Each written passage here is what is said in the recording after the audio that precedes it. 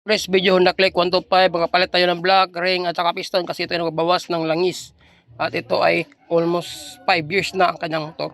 So ito na guys, yung mga pisa na nabili ni Bossing. Yan po ay original lahat, cylinder block, piston ring at saka piston, pati na rin valve seal, pati na rin head gasket at saka base gasket, at pati rin dalawang valvula na papalitan din natin guys.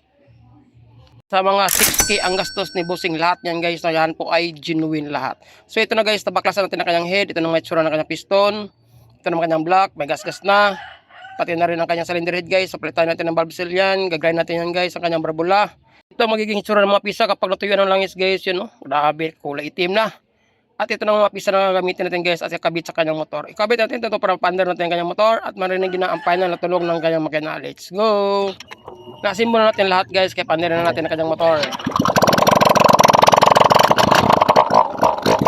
Yun lang, right side, salamat sa panood.